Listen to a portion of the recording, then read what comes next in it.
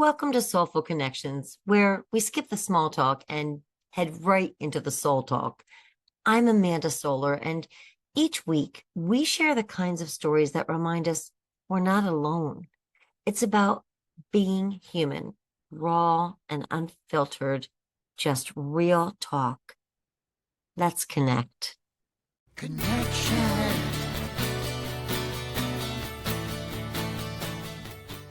I'm here with Bob Burg, author of, among other books, The Go-Giver. And I have to say, Bob has been kind of blowing up my LinkedIn feed because on my podcast, SolFul Connections, when I say to people, one of my favorite questions, like, what book has made an impact on you, Bob?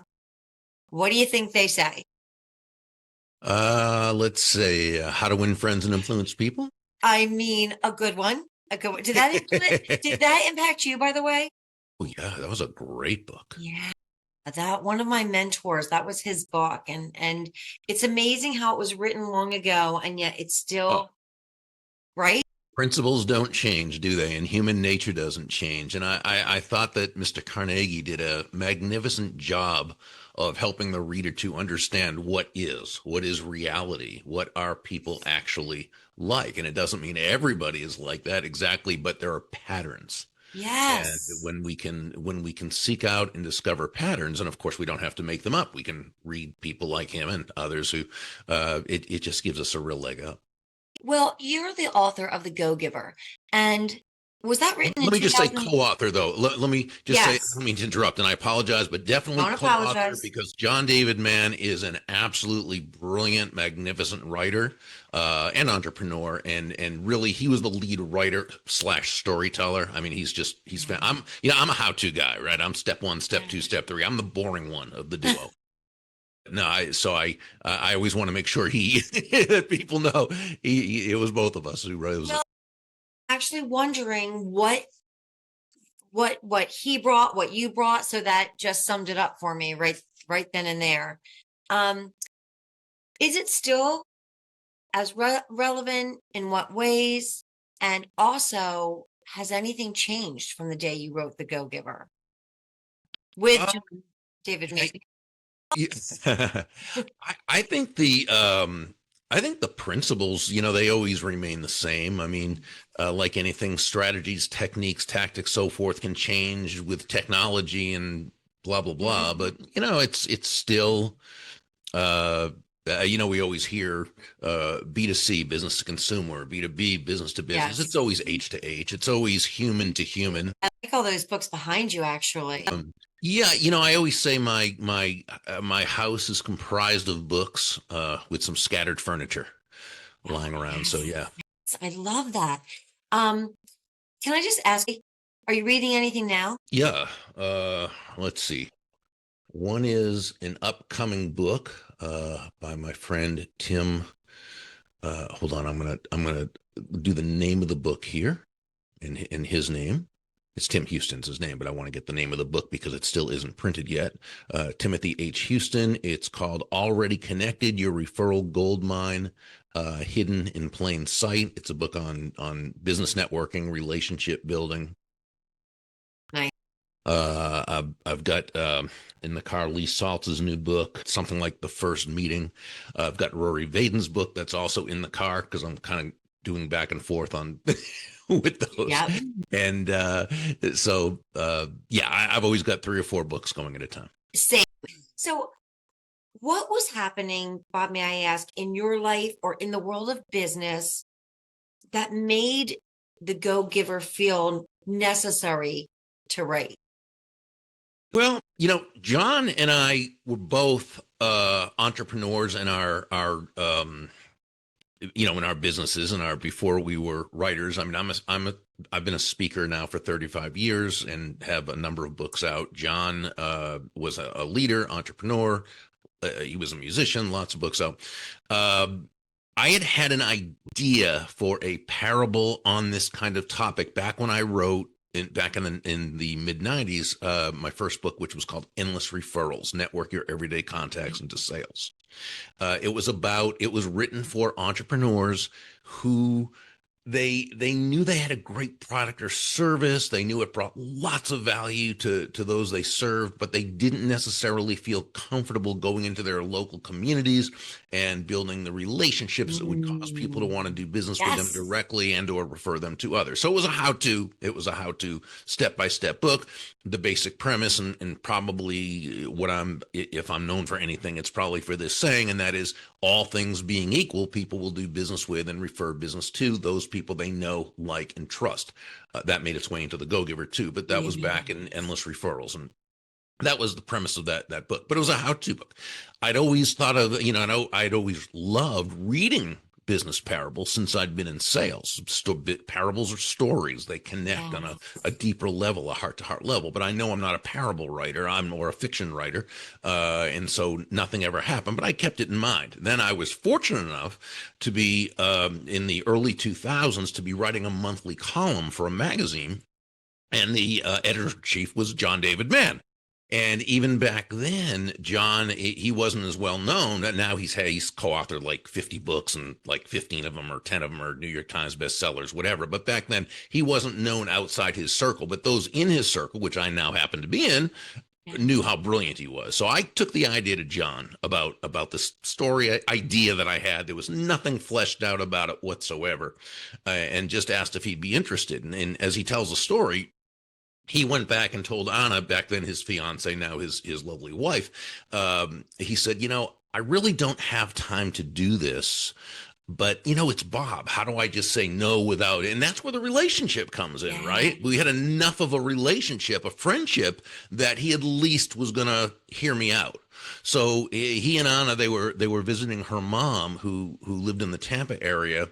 This is again, this has to be 16, 17 years ago now. And they took a 4-hour drive over to Jupiter. I live in Jupiter, Florida, which is a northern suburb of West Palm Beach. And we had about a 3-hour dinner talking about what the book would be, blah, blah, blah. And it was still about 3 weeks before he called me back and said, Anna and I have been talking this over. Let's do this. This is a good idea. And now the easy part was writing the book, because again, John's such a great writer. The tough part was getting a publisher, because it took our agent 24 no's over the course of a year before we got the yes, from a publisher. So so from idea to actual publishing, that can take a while, but it turned out that Portfolio, which is an imprint of Penguin Random House, they turned out to be the perfect publishing partner. Wise, wonderful, supportive, fantastic. And now we've had several books in the series. And then John and Anna wrote their own parable called The Go-Giver Marriage a couple of years ago. Interesting. Yeah, so they took the principle, and because that's her field, and so they wrote, it was half parable, half how-to. So I guess there are officially 5 books in the series. John and I have written 4, and John and Anna wrote 1. Okay. I want to get back to this, but you just made me think, how many books have you written? So I've had about, I think, 11 or 12. Wow. Most were, or I'd say now half were that I wrote myself, always with good editors, but I was the author. Yeah. And then a number of them with John. And then I've got one out from a couple of years ago with my great friend Jeff West, called Streetwise to Saleswise, Become Objection Proof and Beat the Sales Blues. And Jeff is like John, like myself, an old sales guy, and he was just hugely successful as a sales leader, and now he's turned into an author, and he's a writing student of John Mann's, because John now teaches a course in writing. And so Jeff and I wrote that, but of course Jeff was the lead writer and storyteller. But so yeah, that's my latest one. So it's so interesting to me, because is the impetus business? Was it writing? Was it giving? The service component. So like when you were growing up, were you like, I'm totally into writing, or? No. I never thought this would. What were you interested in? And did you think, I'm going to be this someday? My dream was to be third baseman for the Boston Red Sox. Oh my gosh. And you know, Amanda, I could have done it had I had just one thing, and that is any semblance of talent. And unfortunately, I did not. Or do any of your books have any kind of relationship with baseball? No. Do you still love baseball? You know, I do, but no, well, I always have a love of baseball in my heart, but I've kind of over the last couple of years, few years, have kind of stopped following it as much as I did. You know, I live in Florida now, so I grew up in the Boston area, so I was a Red Sox fanatic. You know, they were nice enough to not win any World Series until I left for Florida, and then they were kind enough to do that. But the Marlins have been such a huge disappointment in their team culture and things they've done. They've kind of lost me as a fan. Finally, after going through years and years and years of loyalty, I just kind of lost interest in it. So, yeah. Yes, I would pretend to understand, but I follow the Phillies because I'm in the Philadelphia area. And when I say follow the Phillies, I mean, like, good luck. That's the extent of it. So when did you realize that this book in particular had taken on kind of a life of its own? Interestingly, with this one, it was pretty much right away. Okay. And that doesn't usually happen. And it certainly doesn't, happen for me. I'm the kind of guy who it takes time to get things started. I'm not one of those quick success type of people, but this book took off pretty fast. And really, John and I owe it to the people who got behind it right from the start. Yeah. And what's interesting is our first adopters, if that's the right term, Sure, were the people who didn't need the book. These are people who emailed us to say, this is how I built my business. This is what I did. This is how I built a team of 3,000 people, or this is how I became CEO, or this is how I did this.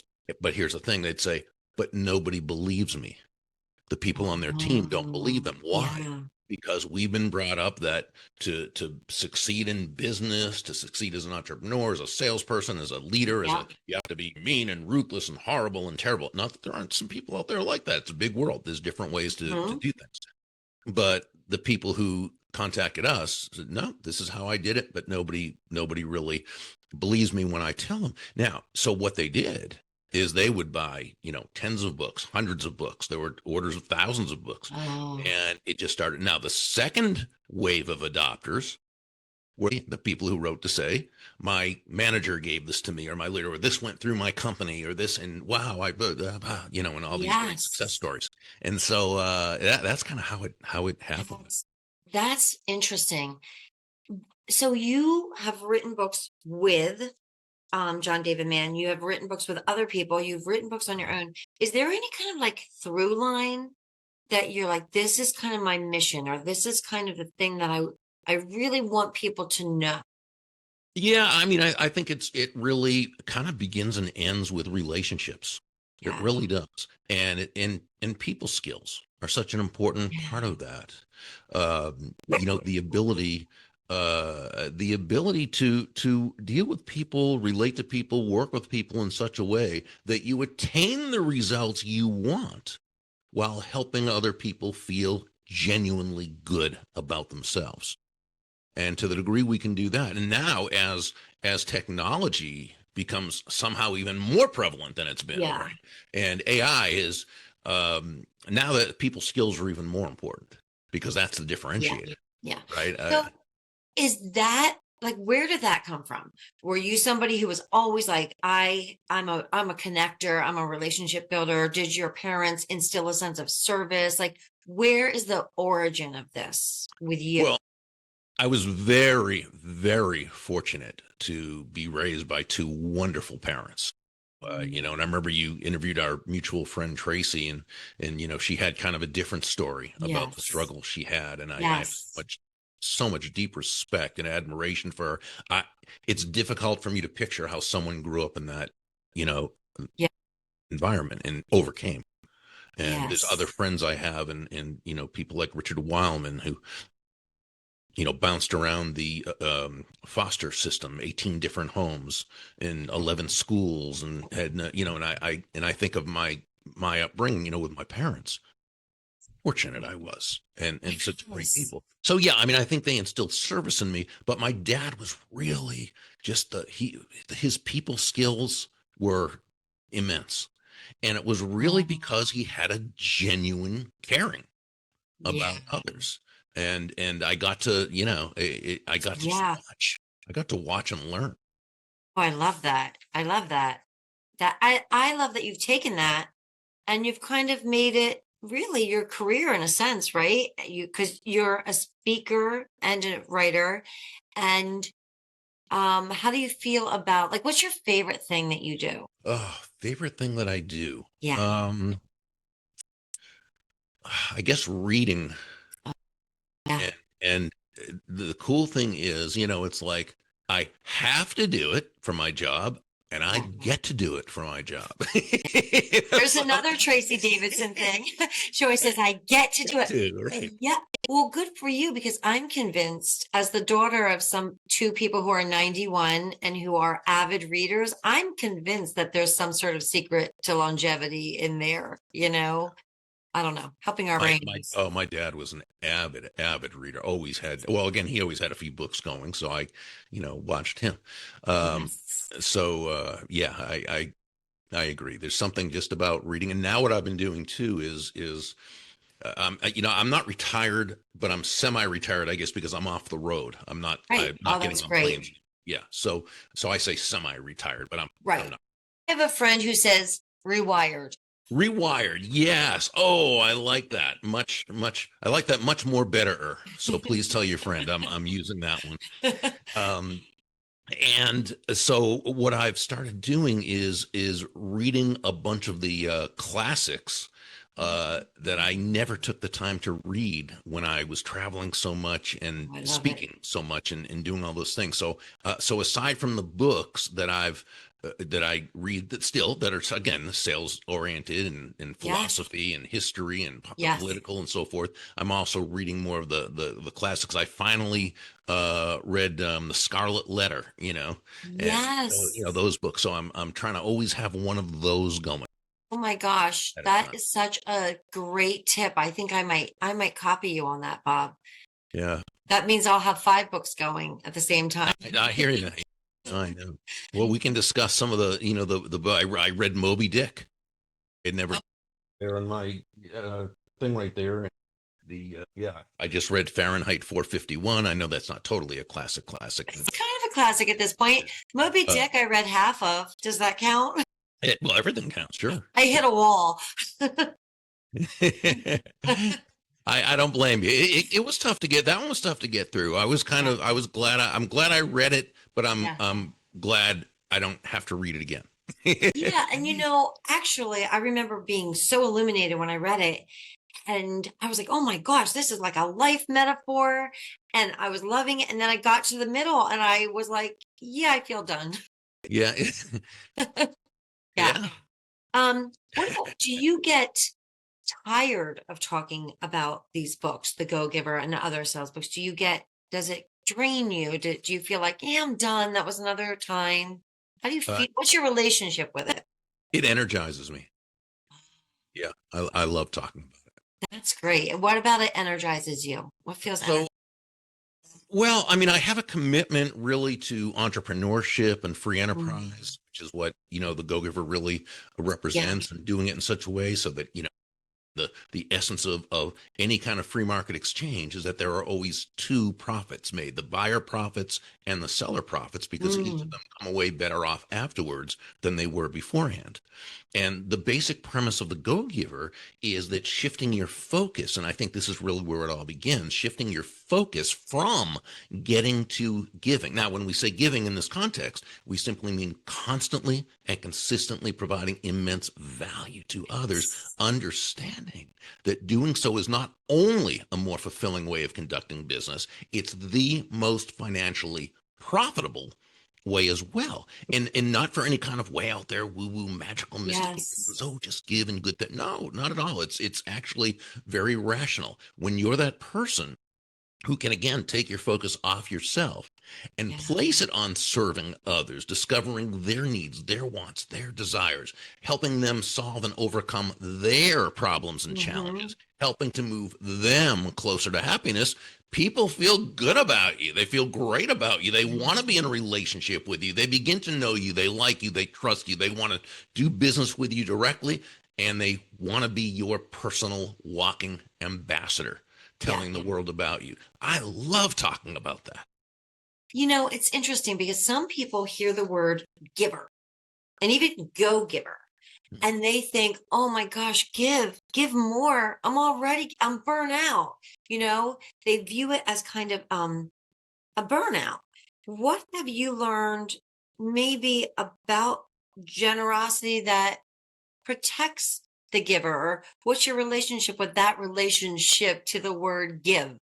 So, one of the biggest misperceptions about being a go giver, and probably what energizes me in explaining, because I love when people really kind of get this, Mhm. is that there is absolutely nothing um, about being a go giver that should ever be confused with being anyone's doormat or a Um, martyr or self-sacrificial in any way. mhm. It's not about that. It's not Yes. about giving yourself away. It's not about charging less. In fact, go givers tend to charge more because we sell on high value rather than low price. Yeah. When you sell on low price, you're a commodity. When you sell on high value, you're a resource, right? And Right. so understanding that it's simply about it, that it's understanding that other people, and I used to say this when when I would speak at sales conferences, Amanda, back in those days when I did travel, Yeah. and I'd be in front of a bunch of corporate salespeople, and the first thing I'd say is, nobody's going to buy from you because you have a quota to meet. Right. Right. Right. Nobody's going to buy from you because you have a sales goal or you need the money. And I'll tell you what, nobody's going to buy from you just because you're a really nice human being, even though I know you are. People are Right. going to, and we'd all laugh, by the way, because we all know that's true, right? They're not Right. buying, right? They're buying for their reasons, not our reasons. They're going to buy from you because they believe that they will be better off by doing so than by not doing Yes. so. Which, by the way, is actually great news for that person who has a heart for serving others. So it's actually energizing to do that, right? But it's not self-sacrificial. Yes. So yeah, so that's not being a go-giver. Yeah. So what are you learning right now? You talked about the classics.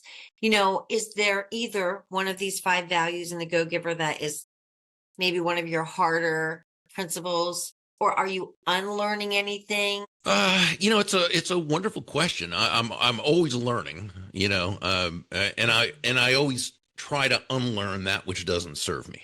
Oh, that, yeah. And so I'm a big student of human nature and of how our minds work. And I'll tell you what, if you don't mind me turning my back just for a quick Not at second, I'm all. going to get a book. Back in the, I think it Oh, was in the early '80s when I first got into sales. One of the books I read was Psycho-Cybernetics. It was published in 1960. Dr. Maxwell Maltz was the author. It's truly a sales classic.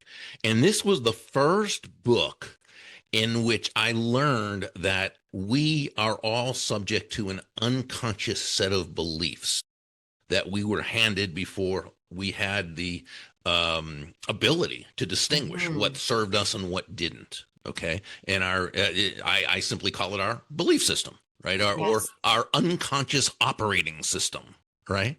Yeah. And this is was handed to us again, and it's a combination of upbringing, environment, schooling, news media, television shows, movies, popular culture, cultural mores, every experience that's come into our lives, and it drives us. It's what runs us, and this is where I first learned from Dr. Maltz that our ability to succeed is limited by our or is limited by our most limiting thoughts. Okay. Right. Interesting. Yeah. And so it's really about how we see and understand our world. And I think once I read this, once I read it, it opened doors up for me because I Yes. never understood why I sabotaged myself so many times, Yes. why I kept myself from this, why I didn't do this when I knew it was the right thing to do, why I was often miserable, even though, right? And constantly studying these type of things. And one of the things in the Go-Giver that John and I hear all the time from people is that law number 5, the law of receptivity, is the most difficult one. Well, it makes sense, because what are the messages that we get from the world around us? Anti-prosperity, anti-money, anti-business, Absolutely. anti-abundance, right?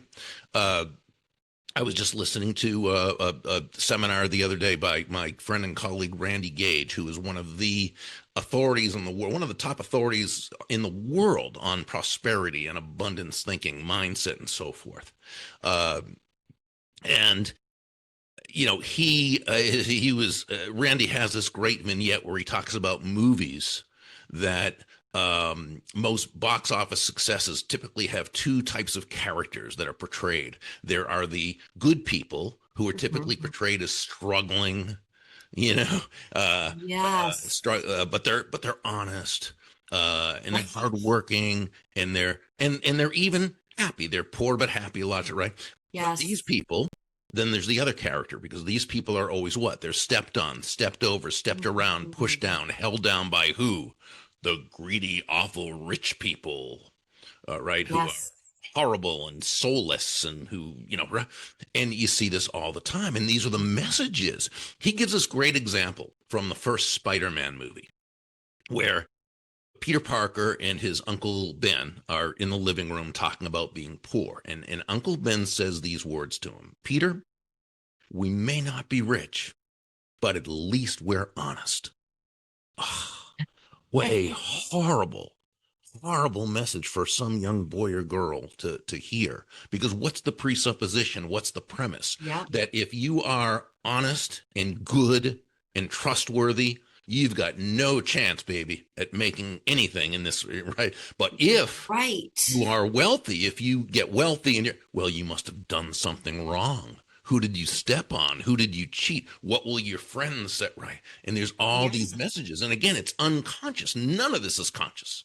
It's all unconscious, right? So I'm a big believer in making a study of prosperity, and people like Randy Gage, people like Sharon Lechter, and she has a new book out now. People like Lisa Peterson, Ken Honda, David Nagel, Derek Kinney. I mean, these people all talk right on abundance and prosperity mindset. Yes. And I just seek these people out and listen to them and study them, because there's so much anti-prosperity garbage Yeah. that we get all the time. So there's a lot to unpack that's more than meets the eye. Yeah. But again, it's the mindset that people have, that they've been given, and that they unquestioningly go through life. And I did the same thing. But it's Yeah. once we make the unconscious conscious, now we have an opportunity to correct this. Yes. And in this little gem I read back in 1983, I don't know, I guess it was 1985, whatever it was. Yeah. That's the one that got me started on that. On knowing what I didn't know. So interesting. You're so right. I mean, from the earliest biblical passage, like it's easier for a camel to go through the eye of a needle Right. Then a for a rich man. wealthy man to get into heaven. And you're pointing out that these unconscious or subconscious thoughts and beliefs or indoctrination or whatever you want to call it, they're almost cellular at a certain point. So it does require effort, um, You know. and study and action. One thing I do love about the Go Giver is, you learn it, you do it. You have to do Well, it. that was the one condition. Remember that the mentor Yes. Pindar gave Joe. He had to apply each principle that night before he went to bed. Now, he didn't have to do it perfectly. He didn't even have to do it well, but he had to take action to do it. And you bring up a great point too. A lot of people think that the opposite of a go-giver is a go-getter. No, we love go-getters. Go-getters take action. We'd say the opposite of a go-giver is a go-taker. Oh, That's the person who feels entitled to take without having added value to the process. So we say, no, be a go-getter, person of action, and a go-giver, a yes. person who's absolutely, totally laser focused on providing value to others. Yes. That's a great combination. I love it. Bob, SolFul Connections, this podcast is under the umbrella of something I call soulful living. Mhm. When I say that phrase to you, what does it conjure up for you? What do you think? Well, so here's the thing. I believe that happiness, okay, can be defined as a genuine and ongoing feeling of joy and peace of mind, the result of living congruently with one's values. Okay. That doesn't mean life is always a bowl of, cherries or whatever, but it means you have that jam because you live with your values. If your value is soulful, right? Mm. Right. If what you're doing has a or a high purpose, I don't want to say higher because that's comparing it to something else, but just a high purpose, okay, to bring goodness, to bring joy, to help others, to make life a little. One of my favorite books of all time, I think it might be the best personal development book I've ever read. Okay. And it's called Living Untethered by a gentleman by the name of Michael A. Singer. He wrote three very well known books. One was, and the most well known one is The Untethered Soul, which was a great book. And he wrote The Surrender Experiment, another fantastic book. But the one which he, to me, outdid himself is Living Untethered. And it's really all about understanding ourselves, understanding the world, understanding why we can be miserable sometimes despite having everything. And it all goes back again to all our life experiences and what we don't know that we don't know. But here's what he wrote, and I have this on my computer, so uh, I'm gonna be looking up at my computer as I read this. So he wrote the highest, and to me, this is soulful living right here. I think this is the epitome. He wrote, the highest thing you could do with your life is to make it so that every moment that passes before you is better off because it did. That's the highest definition of the purpose of life, that every single moment, every person, every moment that happens to unfold in front of you is better off because it passed by you. It was raised a little. To me, that's soulful living. Just gave me chills. And I feel like it's kind of the perfect way to wrap things up. I really felt privileged, Bob, that you came on the podcast. Thank you for coming on. Oh, thank Thank you. Thanks for the work that you're putting out in the world, the energy that you're putting out in the world, the enlightenment that you're sharing. I appreciate that. So thank you. Well, thank you. And my friend Carrie Wilkerson has a great saying. She says, "Don't be starstruck, be soul struck." And I believe you are one of those people that we can look at and be soul struck by. And I thank Oh, you for everything you're doing. thank you. Hey, thanks so much for listening. Thank you for being a valued part of the Soulful community. Thank you to William Aronson for writing, recording, and producing the Soulful Connections theme song. And finally, always know you're not alone. We are connected. We're all in this thing together, and you and your story are important. Let's just keep on connecting.